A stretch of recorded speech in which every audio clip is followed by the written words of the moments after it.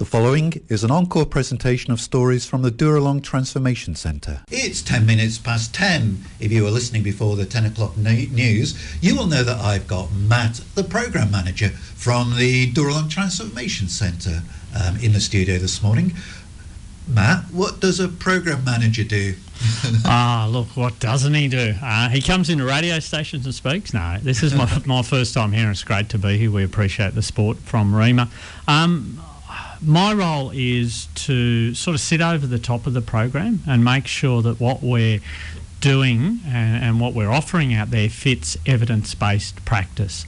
I say we're an overtly Christian program, absolutely, but that doesn't mean we take our eye off what does the secular world say is good practice and what's proving itself to be evidence-based practice in this world, and let's align ourselves with that continually. Let's support people to do that, and let's ensure we have the right resources to do that. And so that is my job in a nutshell, is to support other people to do the stuff that they're really good at. And we are blessed with some great staff out there. And I know from what you told me a little while ago off air, Matt, that you yourself are a psychologist. And I know you have other psychologists and counsellors and social workers there. Yep. So you're treating them, would it be right to call it the medical side of things? Yeah, look, I'd go back to that holistic recovery. We have a medical clinic out there, so we have a doctor there one day a week who's a visiting medical officer, but then we have nurses every day of the week. We have 3 telepsychiatrists who we hook in with, who are up Brisbane way, who help us get our participants to get assessments to see if they need a formal diagnosis and then to look at what medication they need to be on. So that's sort of that mental health side. Then we have a capacity for people to see psychologists while they're out there to help with some of that emotional and relational sort of stuff that they need. And then on top of that, we have fantastic caseworkers who provide that day-by-day individual casework, but also the group work component of our program. And then, of course, we've got our great support workers who are there 24/7. They journey alongside of participants. They see them at their worst. They see them at their best. They encourage them when they need it. They probably cry with them when they need it, but they're there consistently through the person's program. So there's such a lot of support there, isn't there? Good professional support. Yes. Yeah, look, when I came to Dooralong 2 years ago, one of the things that blew me away, besides the fact that I could feel God's presence there, and you didn't have to dig too far to hear testimonies that talked about the goodness of God and how they saw that. The other thing that struck me was how well organised and set up the program was. The safety that's provided there, because you do have to provide a very safe environment for people, because they've come from chaos, they've come often from crises, and if we allow that to come in, then the place itself becomes unsafe, and no one does well then, because we need that stable base to then have a foundation to step forward and look into these things that might be fearful or might be challenging for us. And I believe Dooralong provides that, and provides it really well. On mental health conditions,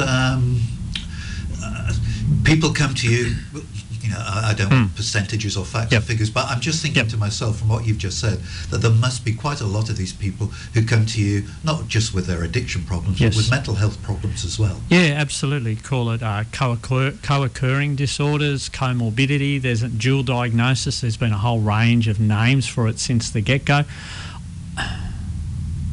There definitely are probably more people out at Dooralong with significant mental health than you might find in other residential programs. And some of that is that we did get extra funding from the Commonwealth Government to be able to provide the medical clinic that we provide. Now, equally, having said that, we are a residential drug and alcohol program and not a residential mental health service. So for us, it needs to be that it's the drug and alcohol is a primary issue, with some of these other things that go alongside of it, or might have come out of it, because sometimes it can be drug-induced psychosis. It can be that the person's mental health hasn't been that bad, but it's their drug and alcohol that has perpetuated this. Yeah, absolutely. Yeah. So it's quite complex when you start to pull it apart. What would a typical day look like for a resident at Dooralong? Yeah, typical day is, they're up about, some of them get up very early. We have a gym out there, and a lot of people like to get into that because we also see that physical health component and that building up your health and your stamina as a really important part of recovery, a healthy recovery. So people might get up, 5, 6 o'clock, go and do some gym work, have some brekkie about 7.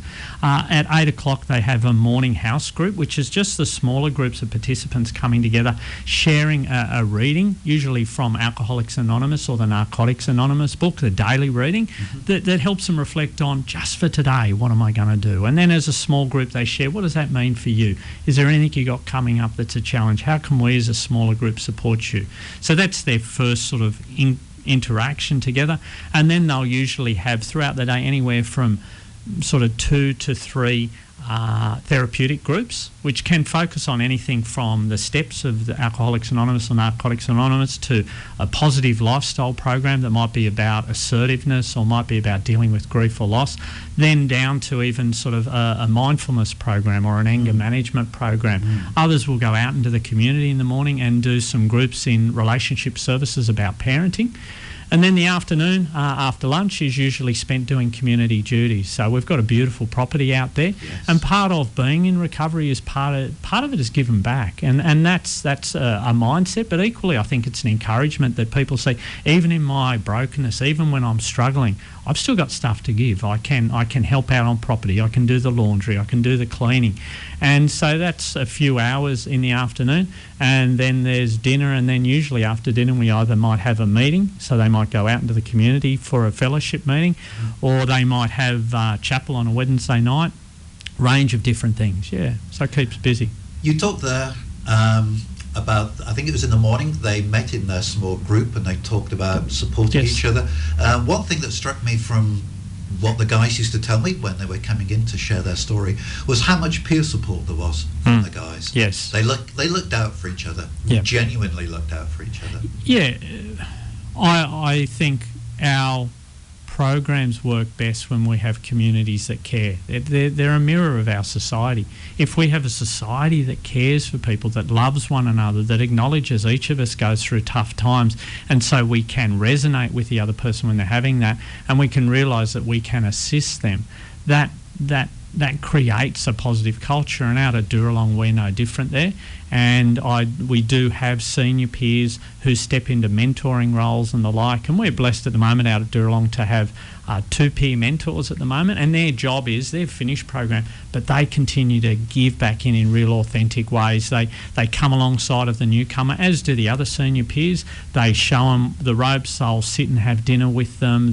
Because we are a community of 70, which doesn't, it's not tiny, but it's not massive. But equally, when you come new to it, it can be quite intimidating. Sort of overwhelming as well. Yeah, absolutely. And so that care of peers who say, hey, you're going to be okay. I've been there. This is what I did that helped me. How about we journey together for a little while? That's really, really important. And it's important for the person who does it as well. Because, again, they're getting that sense of that they can have a positive effect not only on their life, but on other people's lives. And that's very different to what they've heard of themselves when they've been either in their dependence or their addiction. Gives them a feeling of self-worth and, look, I am valuable, I have got something to contribute. Absolutely, and an awareness of their growth and how far they've come. Yeah. One thing, again, that struck me when we used to talk to the guys, and we're not asking you to go into any details here, but one thing that struck them was that a lot of the staff out there had also had their own sort of problems in the past, which gave them a lot of authenticity in dealing with the guys themselves. Yeah, and look, that's... we don't, when we employ, we don't say, look, you have to have come from a background of addiction or dependence. But what we find is a lot of people who do come through that type of background, they themselves resonate and connect really closely with that experience. And my view is people can be very useful in that space as long as they don't go, well, this worked for me, so it must work for you, because each person is an individual and their recovery journey will be different. I shouldn't let my recovery journey colour someone else's. Now, broad advice around, hey, this is what I found helped me, or I saw other people do this. What do you reckon? Is that going to be better? That's the way we need to frame it for people. Yes. Yeah. You mentioned a little while ago, I can't remember in which context, but you were talking, it was in the context of that you are a registered sort of drug and alcohol centre and you get some sort of support from central government. What sort of support do you get from the government? Yeah, so we get funding from our local health districts, and I want to thank the Central Coast local health district as well as the Hunter New England local health district.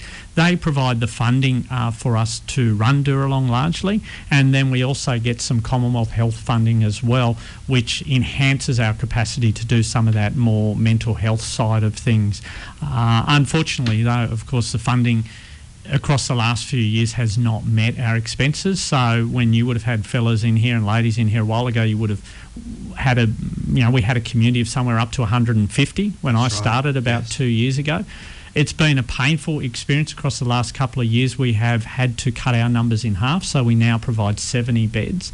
And that was because there was a massive shortfall between our funding and our expenses. And for a long time there, the Salvation Army's, the Red Shield appeal and mission funding covered that gap. And that was not going to be doable into the future. And then you think of COVID and all of that with, the Red Shield appeal was very different this year. Yes. So it was some very difficult decisions, a lot of pain. Some really great staff aren't there anymore. And then equally, the demand for service has not decreased. It has increased, and we are less able to respond to that demand. And that really hurts our hearts, and that makes it hard. But equally, it drives us on to say, well, for those who are in program, we need to give them everything we can. So if our listeners are wondering how they can help, what would you say? Oh, look, I think being in a faith community, prayer is just so powerful. We have a God who is a good Father who wants to give us good things.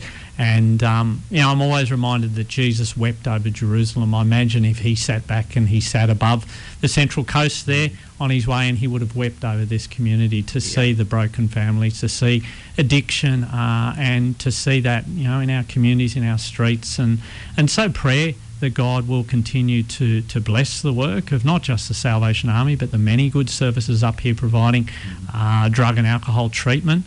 And the other thing for me, obviously, is if people did want to give donations, there's tax-deductible donations that can be given to Dooralong Transformation Centre. Our number is 43558000.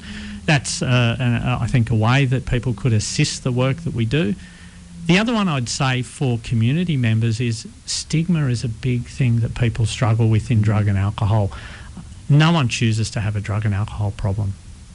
There's no one out at Dooralong who says to me, if I had a look back in the spyglass, I would have gone this track again. They find themselves often in places where they can't get themselves out of it, or they need such assistance to get out, and then it's a chronic relapsing disorder. So to fall back into it is a natural thing.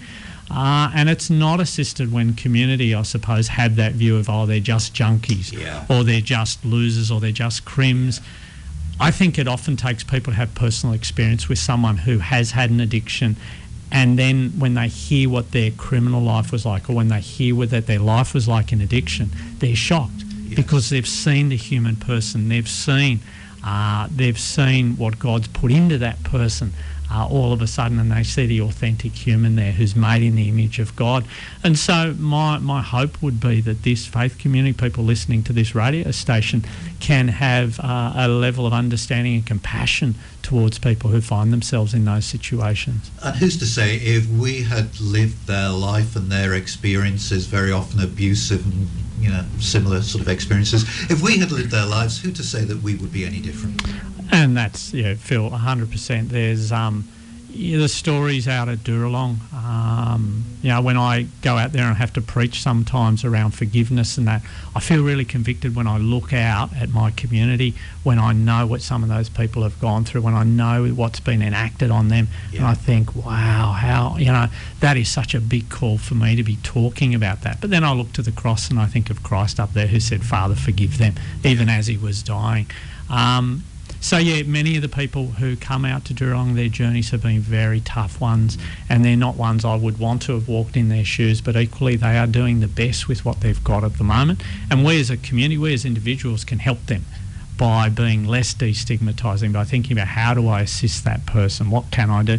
And sometimes you can't do anything and it's about walking away, but it's not having necessarily a negative disposition towards them. Yeah, look, good stuff. Thank you, Matt. And the time here on Rima Central Coast, it's just gone 10:30. We're talking to Matt, the Programme Manager from the Dooralong Transformation Centre this morning. Matt has been sharing a lot of useful information about the work that the Salvos do out there. So much good work, Matt, that I'm thinking there's probably a waiting list to get into Dooralong, is there? Waiting list is a word you're not meant to use, Okay, Phil, in any I'm services, sorry. because it means that you're not, Look, I don't think your listeners would be surprised to know that there is a great demand for drug and alcohol services. Yes. That drug and alcohol use and misuse and abuse in our community is pretty rampant. So we do have quite a lot of people calling us each week looking for a residential facility. So I think at the moment we've got about 350 people who are actively on our callback list. So what that means is they call fortnightly, whilst also looking at other options. There are other drug and alcohol rehabs. There's also day programs that people can be part of, and so we encourage their involvement in that whilst they're waiting for us to give them an assessment to bring them in. And that's a heavy number. That's a big number. Yes. Made worse because of that lack of government funding, which means that you've had to halve the number of people at Dooralong. Yeah, very much so. Yeah. But also encouraging in the sense that you don't just say, oh, well, ring again in 3 or 4 months' time. You do try to support them whilst they're... As best we can, and again, I think the government has some great things. ADIS, the Alcohol and Drug Information Service, is a very up-to-date service that can provide people with knowledge of what are the services that can help them in their area. Equally, they provide 24/7 telephone counselling and support and education. And then for family members, there's things like family drug information support, family drug support, which was started up by Tony Tremingham. There's some great support services out there, and we do try and connect people in with that. But often when they're ringing us, the 170 plus telephone inquiries we get a month, it's because things are at pretty crisis level. And your catchment area, I know you're on the Central Coast. Are most of your residents from the Central Coast? Not necessarily. They're from all over the place. We'll have people from interstate quite easily. We'll have a few at any one time from interstate. Largely they are Central Coast, Hunter, New England area. Mid-North Coast is also, and then down Sydney way and sometimes southern Sydney as well. Yeah, and again, I know from talking to some of the guys when they used to come in here that Dooralong has got such a good reputation nationally that you can understand why people are prepared to travel to come to Dooralong. Yeah, it has. It has. The Bridge program, which is the foundational part of what we do out at Dooralong, it has been around for quite a long time and it's refined over those years, but it has resulted in people having some really good outcomes. And equally, the environment we have out at Dooralong is just beautiful. It is. Look, Matt, I'm going to get personal here now. You say you've been working at Dooralong for 2 years. Yeah. How did that happen? I've been involved in the sector for about 25 years. That's why I say I feel old when you can say something's quarter of a century and you've been doing it. It means that you. And I am a psychologist. I studied at Macquarie University.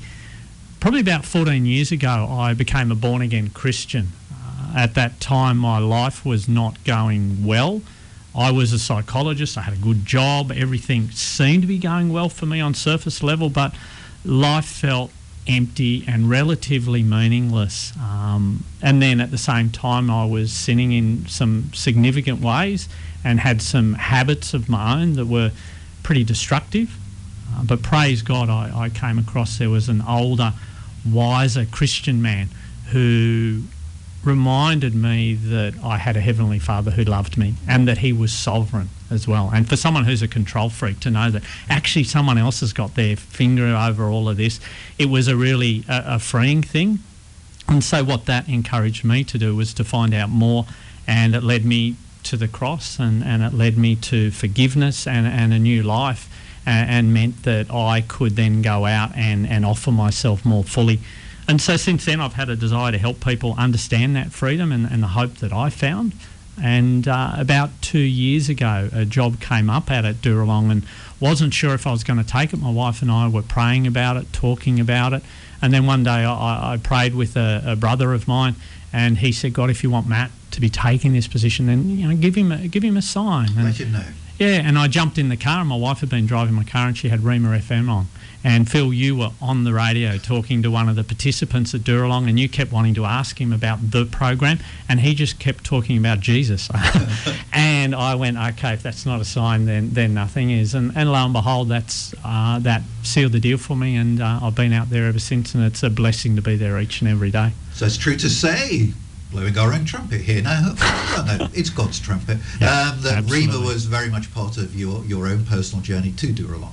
Yeah, and look, and I suppose the sad postscript to that story, Phil, is that fella you spoke to has since passed away from drug addiction. And that just brings back to me, and hopefully your listeners and to you, I suppose the gravity of drug and alcohol addictions and the work that we do, and the fact that helping people understand that there is a life beyond this life, and that having that eternally sewn up is so important. Yeah. Yes, if that man, like you say, knew Christ, he may have passed from this place, but he's gone to a far, far better place. I absolutely know that without a shadow of doubt. He's at peace now. Absolutely. Yeah. Look, we've been talking there about the guys talking on the radio. Now, we haven't been doing that for the past couple of months. Well, largely because you were going through that restructuring that you talk about, and then what infection came and sort of dampened everything down. We are hoping to be able to hear a few more stories from these guys in the future. Is that something we can, absolutely, let our listeners know about? Yeah, and that's Chris, who's the Children's and Families Minister out at Dooralong. We were having a yarn about it and saying we wanted to kick it off again now that sort of COVID has pulled back. And we thought it was good for me just to come out here and to talk about why we do that, because, again, for me, us understanding why we do this hopefully educates your community out there around why we're doing it. For me, first and foremost, it's about giving God praise for the great work that he's doing out there. And, that's what we're here for. Secondly, for me, participants coming here and talking about their journey and publicly acknowledging their growth, that's good for them. That helps them to step forward. Well, that was something I was going to ask about. We get a lot out of talking to those guys, and I know our listeners do because they tell us. What do they get out of it? I think as soon as you have to sit down, and whether they put it on paper and pen to work out their story when they're going to talk on air, or whether they just work it out in their mind, what it requires people to do is to sit back and have a level of introspection. And that fits very much with what we're getting people to do out at Dooralong. So them coming here almost pulls many of those strands together, because they want to present a coherent story that's authentic. And it's a story of hope, and it's a story of growth, and it is authentic with what they're living. And so for me, it's really powerful for them, and particularly if they are a new believer and a Christian, because it allows them to start to think through, well, how does God work into this story that I'm talking about? So they may not have put these pieces of their jigsaw together before. So they have those sort of penny dropping moments as they sort of rehearse their story of what we're going to say on the radio. Absolutely. And part of recovery too, particularly in the fellowship, we talk about giving back. The later steps of AA and NA and GA will talk about that. Now that I've had this spiritual awakening, I actually need to give back. Now that I've had this recovery, I need to give back. And you guys, by providing this space, provide a real opportunity for these ladies and men to exercise that giving back. And that's true, because that reminds me, when we wrap up these interviews and we're just saying goodbye to these guys, they invariably say, oh, well, look, if it just helps one person not to sort of make the mistakes that I made, then it's been worth it. And that's their giving back. And we know, because we've had listeners ring up and even want to speak to these guys before they left the building, that it does impact our listeners as well. It's very powerful. Personal testimony. It's extremely powerful, isn't it? Yeah. Look, Matt, it's been an absolute delight talking to you this morning. Thank you for all the great work you do there. We just pray God's blessing on you personally. We thank God for leading you to Dooralong. We thank you that he listened to you, God, that he sort of listened to that sign and he's there. We just bless all those people out at Dooralong. We just leave them in your hands.